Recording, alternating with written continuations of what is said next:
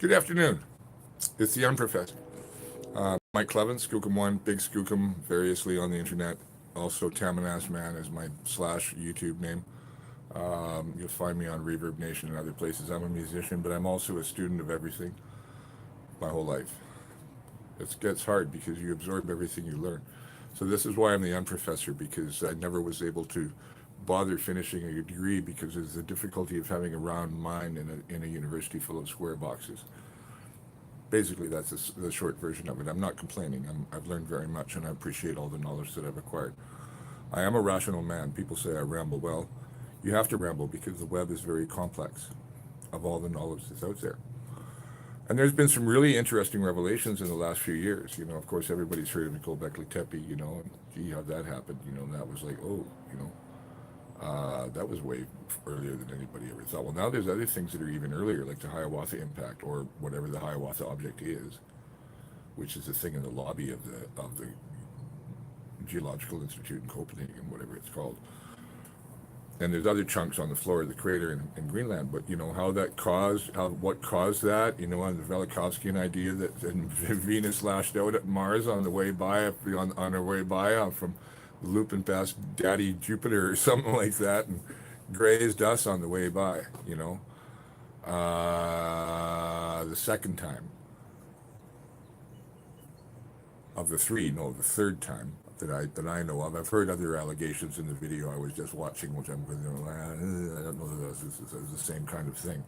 Of other disasters since the 6000 BC rising of the seas after the Davis Lake ice dam broke, only unleashing Lake Agassiz. And my question has been, well, what melted Lake Agassiz?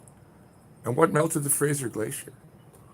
Which is, I did this thing on volcanics in British Columbia. What are volcanics is the issue now that I've understood the Velikovskian point of view on the cosmos, and it jives with the Tesla version of the universe, which is evident from the way his mind worked and how he built things and how he could do things and what he could build and what he understood about electricity and how to use the planet and find its own natural electricity.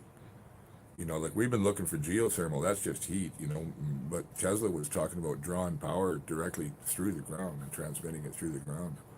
This strikes me as extremely dangerous, which is one reason why he stopped his research into the oscillator, whatever it was called, a frequency. It had a way of finding the resonant frequency of whatever it was attached to, and would start generating that frequency by whatever electronic or electric or sonic means. It wasn't clear how that device worked. That the Empire State Building would be rubble in 5 minutes. No, 9 minutes it was. And he caused an earthquake in Manhattan or the Bronx or Brooklyn, wherever it was he lived, and only his house was standing, and the police broke in the door. He was smashing this machine with a sledgehammer. So it's really a pity he never met Mr. Velikovsky with his ideas about the electric universe. I think they would have got along more than fine. But there's also the ancient philosopher Heraclitus, which ties into my discussions about the let's call it the medium ancient past, which is we think of as ancient, the classical era. Heraclitus is a philosopher of the classical era, along with Parmenides, and there's a whole long list. Socrates and Aristotle and Plato are all part of that same generation, although they were maybe a generation later. In the earlier one, it included Pythagoras. I'd have to start thinking about all the Greek names now. That's not what I want to talk about. But, all these stories tie together with the rising of the seas in 6000 BC. They all tie together. I just heard something on Varna, something happened in 4200, the depopulated Varna, and I have to think about that, you see. They suggested it was some kind of climate change disaster, and the sea had already come up by then, so far as I know, but they kind of talk like it was coming up then. So maybe the Black Sea took longer than 2,000 years to fill. I don't know. I'm just suggesting it. But the Hiawatha impact, let's call it that, because that's how most people think of it as, or the meteor, comet, whatever it was, right? The thing with horns and tails in the sky that crashed and caused huge fire that burned the whole planet and then froze it up for a couple of thousand years. And then out of that we built Göbekli Tepe. Remember, these are years of mine's ancestor we're talking about. And when I say we, I mean us. Us. We're the descendants of the people who built all that stuff. You understand? They weren't just some people somewhere else. And even big blonde people like me, yeah, well, that's who they say build a lot of it. And I'm not trying to be racist. It's just what all the legends say, including the legends from the non-white races say this. Like one I just watched on the Zulus too, South African video I just watched about the what happened to that civilization down there. In South India, there was this huge gold trade. And same with Varna, there was all this gold, you know, the golden age. We have in our legends, the golden age. But, you know, and a lot of these videos have all these pseudo mumbo jumbo stuff that goes along with it, you know, but I'm picking up events and stuff. There's a Tel Hamoka. I didn't pick up the date on it. Hamoka is somewhere, and I didn't pick up where it was, probably Syria. That's like, I didn't catch how old it was, but I'm hearing it was a couple of thousand years older than Sumer. So, you know, in the same league as Giraffe, basically. Not as old as Giraffe, which is older, but older than Giraffe. And in northern Syria, I hadn't heard about this before. This really interested me, was Tel Carmel. 10,000 years old. It had 10 towers, or 7 towers, something like that, had towers. Now, what were the towers for? Given the region that they're in, I suspect they were observatory and ritual sites, you know. And what was going on, people were trying to rally and understand the sky and come to terms with what they'd seen happen in the heavens and explain it. And that's why all the stories of the wars and the gods, the wars between the gods and the giants, and between the races of gods and the various religions, and you know, the war in heaven in the Christian Bible. There's all kinds of it in the Bhagavad Gita and the Mahabharata and Rig Veda, you know, Rig Veda, and all the other writings, you know. And it's influenced all our thinking, and you know, it's a interplanetary event. Whether it was a meteor or as the electrical universe people suggest, the volcanics themselves are magnetic, electromagnetic eruptions, not the right word, but there's always magnetic and electrical activity around a volcano, and the magma is a certain charge and the gases are a certain charge. And when you hear about pressure building up inside the volcano, that's also going to be electrical pressure. And as I've noted, there's other things going on. You know, there's the solid state effects of the ice versus the water versus the stone, and the two different major kinds of stone, Sema and Seal, right? And you know, so the rising of the seas means that we don't even know when you hear about they're looking for the little missing links, the video I was just watching from the H2 channel. It was called Universe Lost. It was the usual, are we going to all die? Stuff, you know, and melodrama, and they're jumbling stuff around, and it doesn't quite knit like I'd like it to, you know. And nicely shot, and they have some nice stuff. And they told me about Tel Harmaca and Tel Carmel. Tel Carmel, 10,000 years old. So this is an even bigger structure. I wonder how far away from Göbekli Tepe it is. This is an even bigger structure than Göbekli Tepe. Not a fortress, I don't think. Not a fortress, maybe, or someone's attempt to bring order to the world that had gone to chaos. Because we know that after that impact in 12,800. Let's just go by the stories of the legends and all the legends there are, including what's in the Kolbrin, as well as in the Book of Enoch and many other stories, right? And it was the same as after the Black Death in Europe, and it would have been the same after the Great Years of Darkness in the 500s, you know, and other events like that, like after Thera, and the eruption of Thera, and what happened with the Hyksos fleeing, and so on and so forth. All the eruptions of the earth are also electrical things going on, that these are all static discharges from the planet, and there's things going on that we don't see. I don't know if they've ever spotted ion columns or lightning. They certainly see lightning above volcanoes. But what's it discharging with? The atmosphere, right? So how much of the atmosphere and what part of the atmosphere? And how high up? And there's this whole thing about crop circles being kind of like there's some kind of weird thing, a high atmosphere effect that can do things on the ground, you know, that can do things like bend over the grass and all that pattern without, you know, warping it. I don't know. I saw some really interesting stuff on it, that it was all an ionic effect of the atmosphere. And those are natural patterns, although I see things that look to me like electrical grids. But anyways, that's a whole other story. You know, I'm gone from, you know, stuff, there's all the radical science stuff, right? The extreme science is not part of mainstream science because none of the specialists can handle listening to it. It's really too bad because a lot of it knits together really well. And I don't mean in a paranoid, you know, delusional video kind of way, right? But I just know the evidence, right? So there's all kinds of it all over the world, right? So volcanics now,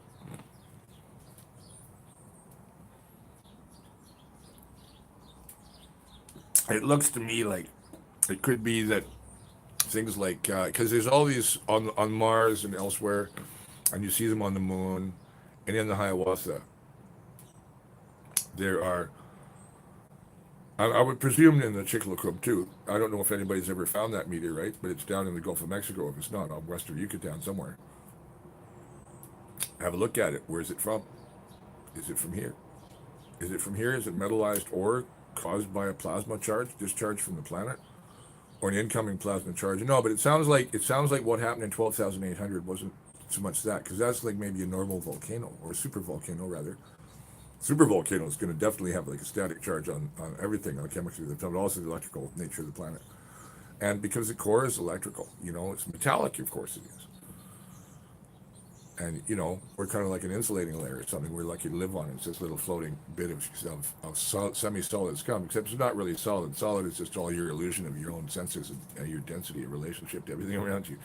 It's really weird reality when you really start stepping back from it. But that's the thing about the electric universe. It just all makes sense that we're all electric beings in an electric universe. And all the evolution of the Earth that we're seeing also has, it's like all the weather stuff is all electrical. Storms all have charges. Well, that's what this cloud, that's what the lightning is from. And so do the oceans, which is where they get the charge from. And so do the winds. And different winds have different ion charges. So, it's like understanding the body paths in the thing, that the concept of the G. See, in that's nice condos. I think I'll go back to showing you the Fraser River. How's that? Rather than put condos in the background. Maybe I'll just do this for a while. I'll let you see the river there. That's the Fraser River between Fort Langley and Kanaka Creek, basically. Very old part of British Columbia I've been living at, but I'm moving into an even older one. Well, they're all old, but I'm moving into the heart of British Columbia history. It went by here, up that river, but I'm moving up the canyon about 150 miles up the river. Something like that. 100 by the river, I don't know. I'd have to go look at the mileage of the river to know how far I'm moving up. Out of the danger zone of something what can happen here. There's a huge catastrophe waiting to happen in the Northwest, and I don't want to be on the coast of Florida, okay? I can't stand the climate anymore, either. Anyways,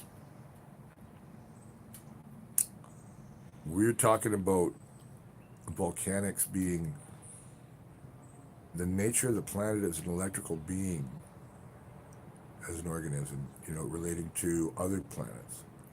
Now, the Velikovskian cosmos calls for harmonic convergence of all the planets every so many thousand years to do all this discharging and rearranging of planets.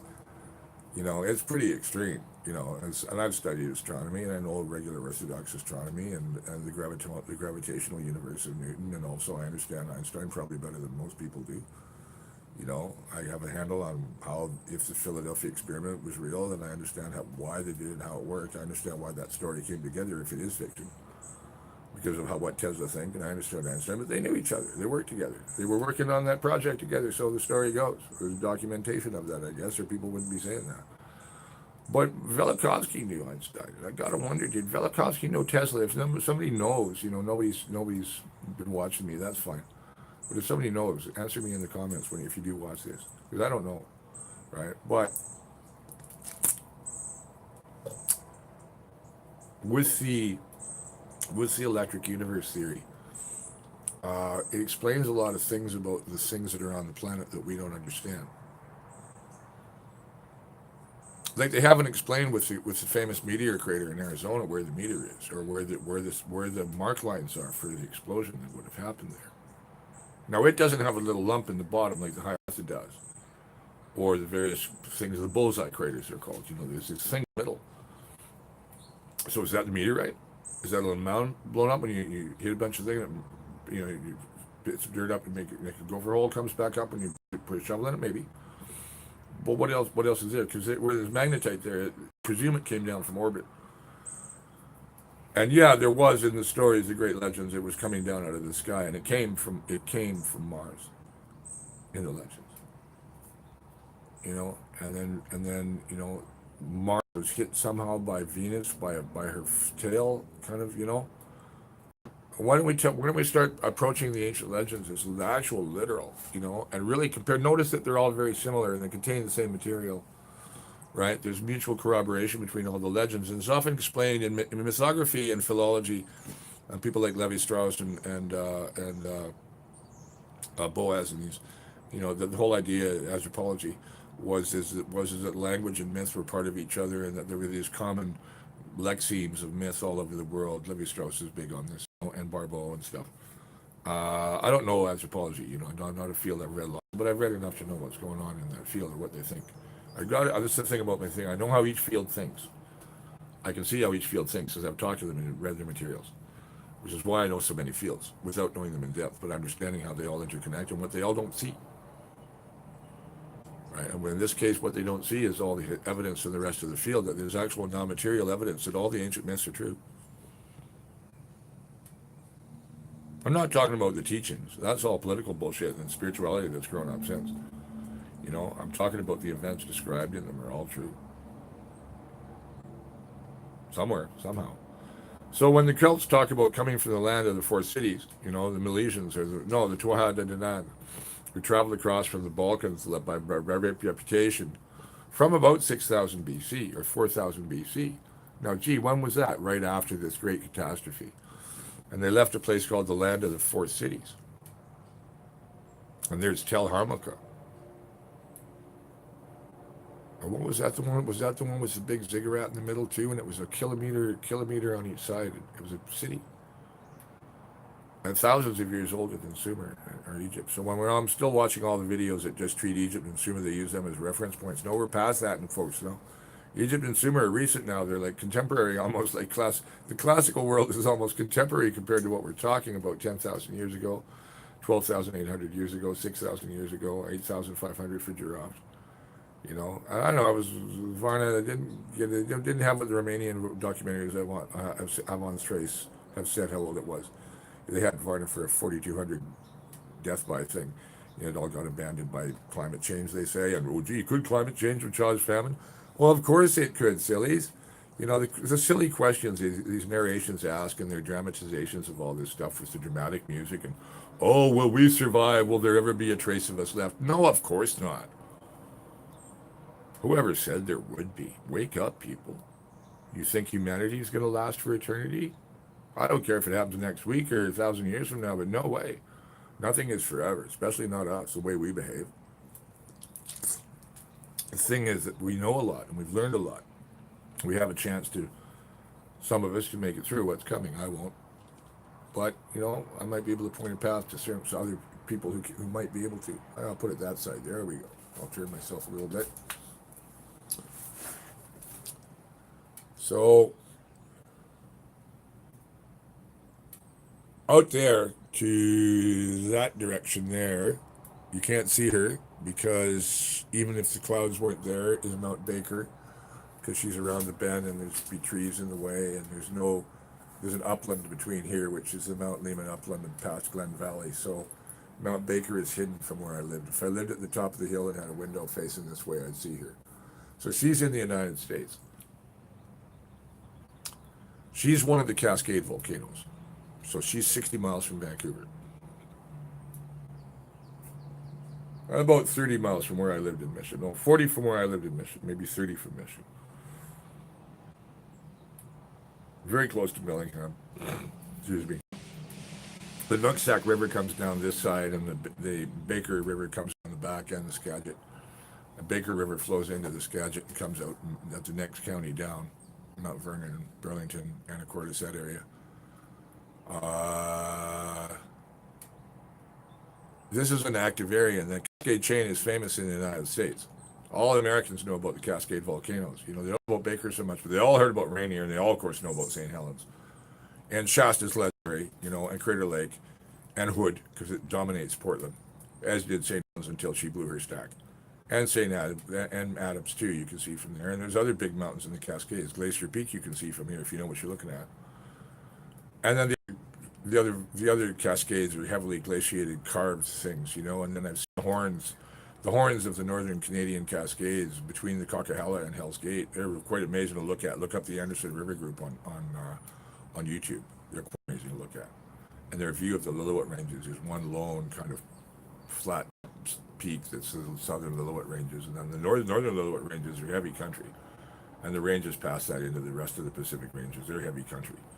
So I'm from that area, but I'm moving into the southern end of it. So it's an interesting area for me to move to. But that area is also volcanic. Other than ancient Chilcotin basalts, which I did a previous comments on this earlier video.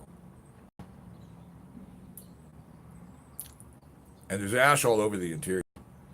All over the interior, yes, from Baker, but also from Mount Meager, from Mount Cayley, Garibaldi, right above Squamish, Cayley, and right there by the highway as you drive up Highway 99. And there's some stuff in behind Olins, in behind the head of the Squamish River on the backside of the Sioux River. You got to look on the map to know where I'm talking about. On the west, of the upper end of the Sioux River, you got to look over this headwaters of the Squamish on the bottom end of Pembroke Ice Cap. Right, the Pembroke Ice Cap's going away too, and the Lillooet Ice Cap's going away. Like in a few years, you'll be able to drive from the Pembroke Valley into the Southgate River, over Ring Pass, it's called, in the center of the Lillooet Ice Cap, and you've got the Compton Neve to the left, and the Stanley Smith and Frank Smith glaciers to the right, goes to the Bridge Glacier, and leads to the Bridge and the Lord and the Chickasan rivers. You know, it leads like, it's called the Lillooet Crown. It's got 6 different rivers coming out in a radial pattern, the Lillooet Crown. I think there's probably volcanics under it because there's volcanics on the southern edge of it, on the Bridge River Cones, which I think, along with the Salal volcano and the adjoining valley, the Salal Valley cuts down diagonally towards Mount Meager, where the current eruptive activity is beginning. Yeah, Mount Meager is beginning to erupt, folks. I wouldn't be buying land in Pemberton right now anytime if I were you. I'm serious. I wouldn't be buying land in Pemberton right now. That's damn foolish. And if I was in the Pemberton Valley, unless I was like, okay, I'm ready to deal with hell. Okay, because you're going to get it, right? She's going to blow. When? I can't say. But the thing with electrics and volcanics, because of the nature of the danger, everybody wants to find how to predict quakes and how to predict volcano activity. It might be electrical and statics, maybe. I don't know enough about electricity or electronics, but know some static analysis, solid state analysis of the charges in the crust and the magma and the atmosphere and all that stuff. And you know, like in the Velikovskian thing, the planetary proximity would have charged like you know, when you have clouds in the sky, you got one cloud to another. I saw it all the time in Thailand, all the time, and there's that lake in Venezuela where it goes on all the time. Lightning from one cloud to another just discharges back and forth or up and down from the water back and forth. Well, this is what it was like, what the Velikovskians are saying, you know, the electric universe theory, you call it. Sure, there was like, there's a regular cycle of 12,800, 6,000 years later, 6,000 years before that, there's a regular cycle. Oh, no, it was 8,000 before that, 7,000. There's about a 7,000 year cycle, a harmonic dance where something happened. They're all holding their position right now, but there's some kind of, this is the theory of the electric guys, that some kind of thing that would bring them all together to cause another one. I don't know. Like Scooby-Doo. I don't know. It's interesting material, you know. Yeah, sure, it's a nightmare scenario, but the whole point is that there's no point in getting alarmist about it, like this history second channel video is watching on civilization lost. Well, who cares if civilization is lost? Really? What has it done for this world? What have we done for this world but ruin it? Sure, we've had fun, we've sang songs, and we've built beautiful things, but why were we building them? Did we start building them because we were afraid of the heavens? Yeah, we did. Right? Did we start trying to figure out the story of what had happened in the skies? Yeah, we did. Now we have starting to have answers, and even though the answers are there are people that don't want to believe them. Even though they've been right in front of our eyes and in our ears all the whole time. We've been calling them for 200 years, we've been calling them superstition. You know, I want to get you a nicer view than you've been giving you right now. Yeah, on the other leg, that's what it is. I put on my other knee now. So when Meager is to blow, exactly. I don't know. I don't know people at the Pacific Geosciences Center. I'm going to ask, maybe send this to them and say, just please have a long listen to everything. And don't just dismiss it out of hand, because I'll be talking about a lot of stuff, including ancient history, doesn't relate to their particular field is because they're specialists and they don't have time to listen. And that's one reason I'm moving to Boston Bar. Everybody I know here in Maple Ridge and the Lower Mainland, nobody has time to talk. Nobody has time to listen. Nobody has time to do anything. So I do everything by myself. And I'm a loner because you have to be. A guy like me, especially. All the shit I know. Doesn't scare me anymore. It scares a lot of people, though. I know too much for my own good goddamn good, like my motto goes. But yeah, so meager to consider also the other volcanoes up through BC, because I did the title of the previous one Volcanics. But consider these as all like Mesa also has like it's a shield volcano with a small range of level mountain in the center. It's a range of like cones in the center. It's massive. It's like 60 miles across. It's a super volcano. And Aziza is almost in the super volcano category, and she only blew 1,000 years ago. And the ones in the Alaska range, Katmai and places down the Aleutians, that's nasty stuff down there. That's like Indonesia, the Aleutians. That's like an active range of heavy duty volcanoes and quakes. And Japan's part of it. They're lucky they don't have their volcanoes going off, the Japanese. Indonesia, well, we'll see what goes on down there. Krakatoa, she's been a super volcano. I bet you there's a caldera down there, unless they've already found it, for the mega caldera from the explosion in 541 or 537 that darkened the world for 3 years. And so the video I've been watching, they brought up things like Thera. They didn't really understand, get the. They were looking for more. They weren't wanting to talk about Thera. They talked about this and they talked about that, and then they started with Tel Hamilcar and Tel Carmel and this the vanishing of this earlier civilization. They started talking really abstrusely about a natural nuclear event that had happened in Gabon 2 million years ago. It was interesting. I hadn't heard about it before, but yeah, there was a natural fission reaction in whatever Gabon was, wherever it was at the time. Maybe it was at the pole at the time. I don't know. The way the planet shifted so much. All that changes, and it will again.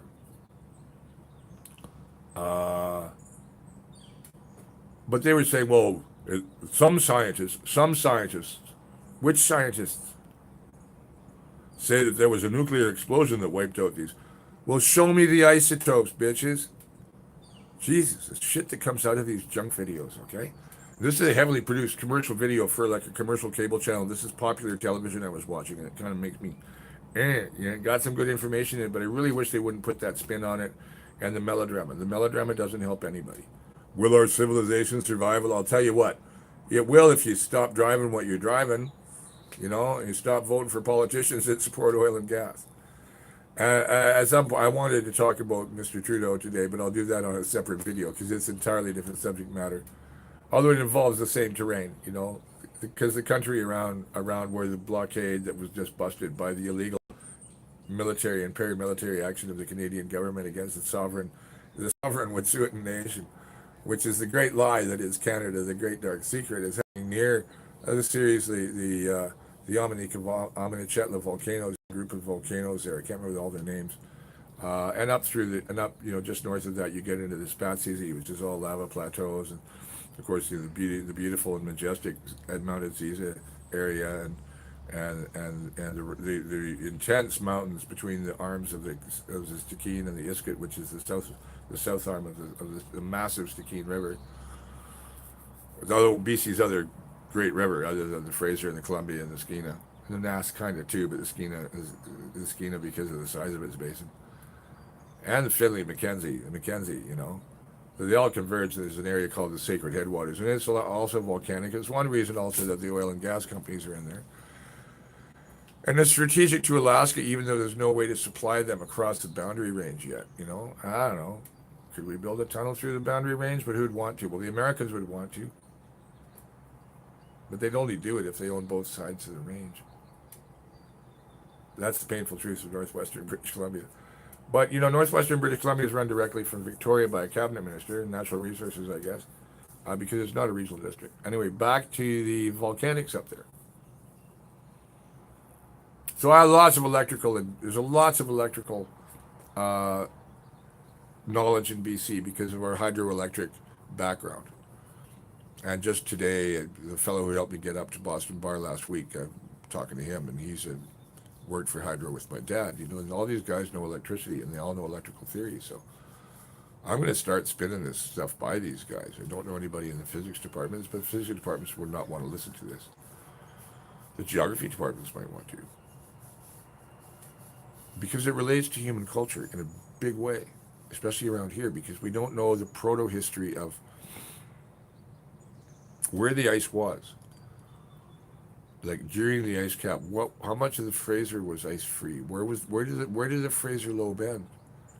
Because it doesn't look to me like it came down the Fraser Canyon, like Dr. Zentner's video. I guess that's the glaciologist who drew that. Maybe is an Eastern Canadian who just looked at where it was coming down from and presumed it was going to be the Fraser's glacier. But the glacier that would have had to be would be the Lillooet River Glacier. Because the Fraser Canyon has not been glaciated as anybody who's driven between Yale and and Boston Bar knows. Not through that stretch it hasn't been glaciated. Good God, no. So it ended there. It couldn't get past Hell's Gate, but the Fraser, and it was draining out through the Thompson. And I remembered the Spallancheen call, as it's called, the saddle between the Shuswap River drainage and the Okanagan. The Shuswap River drainage is part of the Thompson-Fraser system, and the Okanagan River is part of the Columbia system. Is the call, as we call it in prominence study, prominence theory, prominence mapping, whatever you want to call it, the call for Rainier at 14,000, whatever it is. So it's a really big one. But so that way, when that was running, and the water was coming out of the Fraser down the Okanagan, rather than what was coming down into Puget Sound was coming mostly out of the Lillooet River and out of the Skagit, maybe the Samallo, but there wasn't much coming out of the Coquihalla, but there wasn't nothing coming out of beyond Yale. And I don't know about the Georgia Glacier, what that looked like, the Georgia Lobe, what was on it, and we'd see the North Shore Mountains and so on.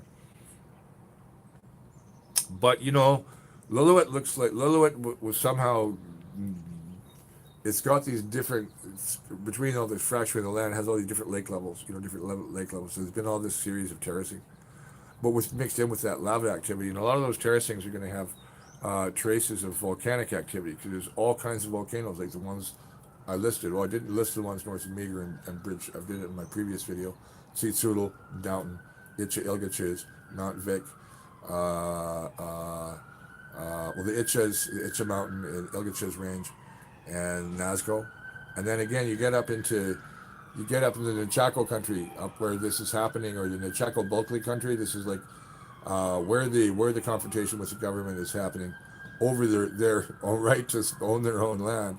It's a private property issue, and it's being painted as somebody in the way of progress, but it's really a racist, imperialist, capitalist, mean issue. And all scientists in the world should be standing pleased with the Wet'suwet'en people, if anybody watches this. I've gone on for 33 minutes. I'm using up my data for this month.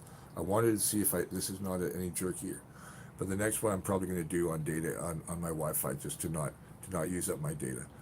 But I wanted to say the whole point about this electrics thing, that the study of electrics and the planetary cosmos and the way it works with planetology. Never mind the harmonic convergence, when they come together and fire off charges at each other. But that's the big welts, maybe. That's the big welts you see, including the big red spot on Jupiter, and the big welt on Mars. I'll tell you what happened. Other than the sea coming up, Africa didn't change that much when the sea came up. It doesn't have that continental shelf. India did. So what else is down off India other than Dwarka? This is one reason I put this on data, just reminding myself. I put this on data to see if it would not cut the video, because I was talking so fast that it was skipping some things I said in the previous videos. I'm going to have to go back and make comments about where I was skipped. But what else is down there than Dwarka? I don't know the Mahabharata or any of the Jain legends or any of that stuff to guess to, but there's a lot of Hindu history. And Hinduism is the oldest religion, it's the oldest civilization. It's the oldest intact civilization, although it did go through its Buddhist reform period and then have this big Islamic thing come wipe through India, but the South is still integral. But I have some thoughts about what happened down there in South Africa. Those Antarctic volcanoes? Yeah, something like that. Could there be another meteor comment because it's a pole, and the pole is because it's ice, and also the magnetic pole, where the static charges between planets or whatever else passing by might hit, and that could have melted some ice and caused a huge wave, or could have been just a volcano going off, and like Las Palmas would do. Although the video I said it would only be 8 meters high when it hit New York. Bullshit. I've heard it being like 40 or 50. Anyway, so bigger than that. I remember it being in the other video I watched on Las Palmas. But could it be that South Africa got a wave off Antarctica? Yeah, I think it probably could, even up there on the highlands, you know? This is on high country. This isn't on like seacoast we're talking about. It's not just the seacoasts that are vulnerable to planetary change. The seacoasts are vulnerable to climate change. Oh God, yeah, and they're especially vulnerable to ice melting, and they have been before, and they've come up by at least 500 meters since 20,000 years ago. So what else is down there? So they're looking for, gee, we can't find what happened here. Where else is the evidence? Well, dummies. Where else is it going to be? It's going to be where people were. So the land of the four cities that the Celts came from. Now it might have been Haran area, you know, because that's where people retreated to after the flood of, from what I read in the Colburn, you know, or what I heard in the Colburn, that this is where people retreated to, and that's where the star cults came out of, and the star voyaging and the Punics, and Punic civilization therefore is rooted in this ancient cult of the stars, you know, and knowledge of the world, you know, and the link to England is there, you know, the link to the British Isles and Scandinavia is already there with the Punics, so there must be all the traces of Punic civilization in North America. They're just traces, but it's evidence, you know.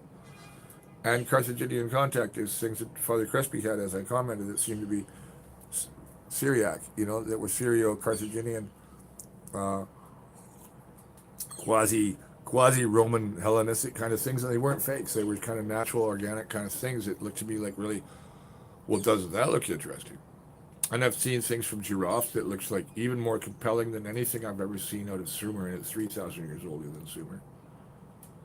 You know, and the Gilgamesh epic motif was the big guy with the lions on either side of him with the big smile. And so the whole story of Gilgamesh and Enkidu I'd always taken as being a man of the city who was too much for the people to handle, was sent out in the country, and he met another guy who was like a wild man, and they wrestled, and they became best friends, and he brought him to the city, and then the people demanded that the other guy leave, and so he went with him. No, they killed him, something like that. They went and killed some huge monster. That's what it was. They went and killed some huge monster of Ishtar, this huge fire, which I thought maybe a forest fire. You know, they fought a forest fire, or they just started logging and started cutting wood and burning it, you know, and outraged Humbaba, who was the protector of the forest appointed by Ishtar. And he kills Enkidu. And this is Gilgamesh's brother, friend, adopted lover, whatever the relationship was between two men. The Gilgamesh epic is the first recorded story of a friendship. It's magical when you read it, understand it that way, what it is. They're reconciling the wild man and the urban man, you know. And then Gilgamesh travels trying to find where the dead go so that he can go find Enkidu. He travels to the dead. So this is similar to the Orpheus story. I imagine it was a song epic in its day. It must have been beautiful. It probably would have had rhythm. It would have had like a long spellbinding melody and tale. And you know, I've heard the Bella Digonis Akritas, which is from the 6th century BC, which is an Orthodox, Greek Orthodox heroic epic about Digonis Akritas. But it's said to be the closest that there is in sound to Homer. I heard it was a folkways thing. It was beautiful, but not what I expected at all. But no music, no ancient music could be, because we've changed so much since. But it'd all be powerful. Egyptian music would be very powerful. When you see those girls with the balls and everything. Anyway, so this doesn't seem like it has to do with electrics, but I'm talking about the civilizations of the past. Because the land of the four cities, I think, might have been like why the Tuatha De Danann were moving across Europe was they were fleeing the destruction of the land of the four cities when the seas rose. Now, was that the Black Sea? Or was it the isthmus between the island that is now Cyprus and was then like a mountainous peninsula in what must have been a lower sea? I'm going to have to look at the bathymetry there and see. I'm pretty sure that Cyprus would have been, before the sea came up, 200 meters. It was probably connected or very close. You know, the Cyprian, the home of Venus, the home of Venus Aphrodite, Cyprus. She's known as the Cyprian, the Cyprian. You know, this was her home. And so, but from there, the cities, like Tel Hamilca is 10,000, or Tel Carmel is 10,000 years old. And if Tel Carmel is there, what else is underwater? If Tel Carmelo is 10,000 years old, what else is under the water line that see, Tel Carmelo is there because it's above the water line of 6,000 BC. What's below the water line of 6,000 BC? And what's below the water line of 12,800? And what's below the water line of 20,000? Well, what's below the line of 20,000 is Mu, to give it a name, which James Churchward understood. And I called him George Churchward when I mentioned him last time. It's James Churchward. It was another series of books like Velikovsky's I came across, along with Lobsang Rampa, who is an Englishman pretending to be a Buddhist monk, But he introduced me to Tibetanism, which was a good thing. I never did read Castaneda. People always ask me if I had. They said no. It's like me. When I finally took acid, I went, oh, like that, huh? Like I'd already been there on pot or booze or wherever in my life. As a poet, your mind goes to pretty strange places. Acid just took me back there. I've only done it a few times. Booze, don't want to talk about it. So, electric universe and volcanics. So this is just meant to stimulate discussion. It's just meant to stimulate discussion. I'm probably using up my data. I'm going to end this. This is Skookum 1, Mike Clevin. I'm saying it's the Emperor. I'm going Big Skookum. I'm Professor Big Skookum. I got to come up with a better tag. Michael the Wire, Michael One Eye, Michael the Traveler, right? I don't know. Somebody give me a hat, a staff. I'm a wandering mage looking for a job. Actually, I've got a place in the mountains to go write books in and work on videos, and I'll do videos with maps and images soon. And this was just an experiment to use up my data because I don't use it at all. So if you think I've almost used it up for the month, so I'm going to stop. Good day. Skookum 1, the Unprofessor signing off. January 10th, 19.